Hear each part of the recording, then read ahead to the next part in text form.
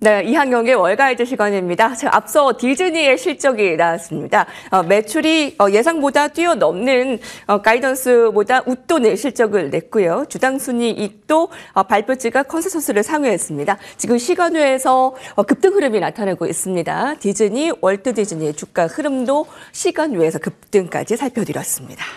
오늘 미국 증시를 화려하게 장식한 이슈들은 어떤 것들이 있을까요? 이항영 위원 현재 연결합니다. 위원님 안녕하십니까? 네, 안녕하세요. 이항영입니다. 네, 오늘의 인사이트는 바로 이것이 될 수밖에 없습니다. S&P 5,000선 돌파 도전입니다. 2021년 4월 1일 처음 4,000선을 돌파한 이후에 34개월 만에 5,000선 돌파. 의미를 부여할 수 있겠죠? 네, 맞습니다.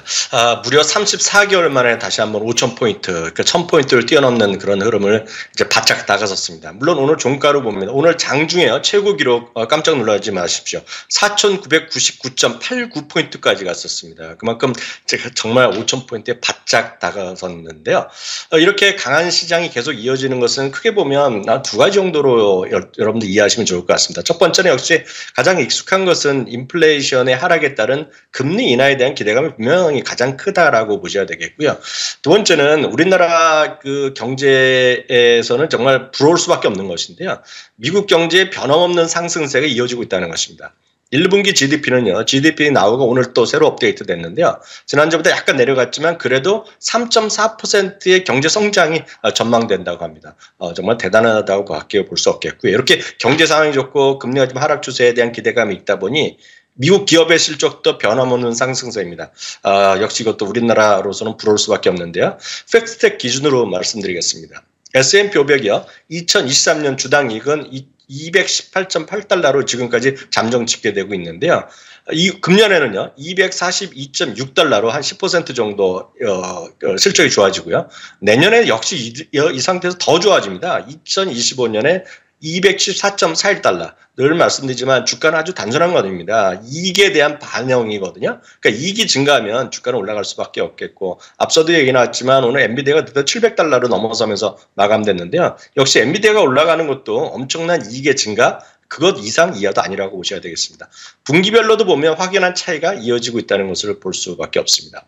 하나 더 상식적인 거 말씀드리겠습니다. 많은 분들이 국내 주식만 하더라도 아마 뉴스 이런 거 많이 보셨을 것 같습니다.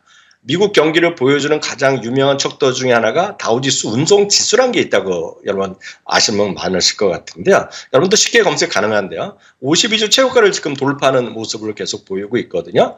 물론 이 모든 것들이 나타나는 이런 주가의 상승, 지수의 상승이 지나치게 빠른 상승이라든가요. 그리고 매그7, 매그6 아니면 요즘 매그4 여러 가지 말이 있는데요. 지나치게 빠른 상승뿐만 아니라 일부 종목군 위주의 상승과 주가별 극심화된 차별화는 분명히 부담 요인입니다. 그렇기 때문에 경고의 목소리도 분명히 많은 것 사실입니다. 오늘 모처럼 유럽 최대 자산 운용사인 아문디 얘기를 한번 전해드리겠는데요. 이들은요. 글로벌 주시장도 20% 이상 고평가됐다는 상태, 고평가됐다고 말씀드릴 수 있습니다. 사실상 S&P 500도 사상 최고가에 바짝 다가서 있지만 MSCI 월드 인덱스도 지금 0.01% 차이로 사상 최고가에 근접하고 있는데 역시 이것도 미국이 끌고 있는 힘이라고 보셔야 되겠습니다.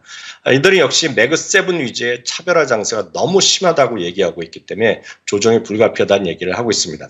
한 명 더 말씀드리겠습니다. 최고의 강세론자 중 한 명인 펀드 스트레스의 탐리도 조정이 임박했다라는 경고를 날리고 있는데요.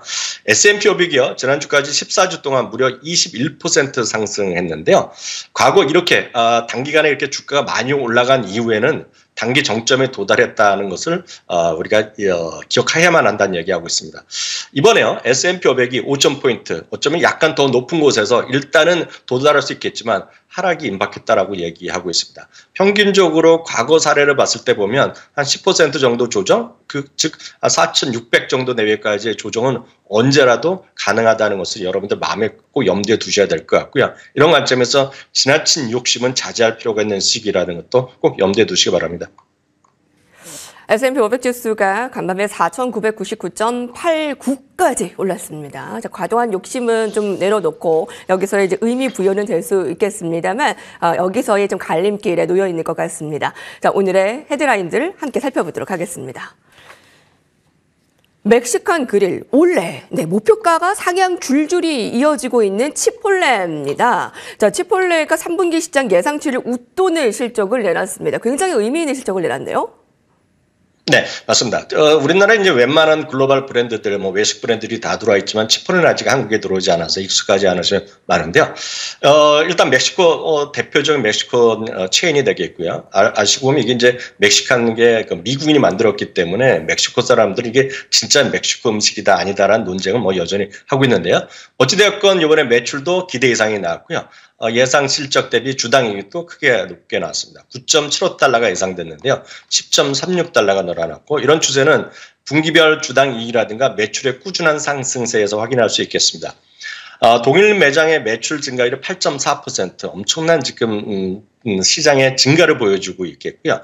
여기에 이번에 특징은 또 뭐냐면 많은 사람들이 이렇게 주당 이익이 늘어나면 이게 단순하게 여러분들 생각하기에는 그 메뉴 가격이 올랐다라고 생각할 수 있겠지만 그렇지 않다라고 회사에서 얘기하고 있습니다.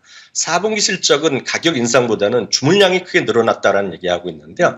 그것은 그만큼은 치폴레가 우려보다는 긍정적인 시각이 많고 많은 사람들의 사랑을 받고 있다라고 보셔야 되겠고요. 특히 유기농이라든가 그리고 여타 맥도날드나 버거킹 같은 패스트푸드보다는 상당히 건강식이라는 평가를 많이 받고 있습니다.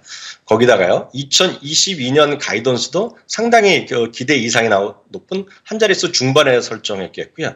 특히 흥미로운 것은 앞으로 2023년에 271개에 이어서 앞으로는 장기적으로 보면 지금 매장 수 그 이상만큼 늘려면서 전 세계적으로 7천여 개까지 늘릴 수 있다라는 그런 어떤 전망을 밝힌 것도 긍정적인 요인이 되겠습니다. 또한 다른 업계에는 지금 이직률이 상당히 높게 나오고 있는데 업계에서 가장 낮은 이직률을 갖고 있다. 그만큼 직원들의 충성심이 높다는 것도 흥미로운 부분이 되겠고요. 월가에서 드디어 스테픈즈라는 곳에서 2,800에서 3,000 올리면서 3,000달러의 목표가가 등장했다는 것도 여러분 참고하시면 좋겠습니다. 치폴레가 음식만큼 주가가 사랑을 듬뿍 받고 있습니다. 최근에는 맥도날드보다 치폴레의 긍정적인 효과가 더 두드러지는 것 같습니다. 자, 다음 헤드라인입니다. 음원계의 넷플릭스라고 불리는 스포티아이입니다. 미국 최대 팝스타 테일러 스위프트 효과를 단단히 받고 있는데요. 가입자 폭등이 나타났다고요? 네, 맞습니다. 아시다시피 이제 테일러 스위프트는 잠깐 말씀하셨기 때문에 추가적으로 말씀드리면 작년에 타임지에서 올해의 인물로 뽑혔고요.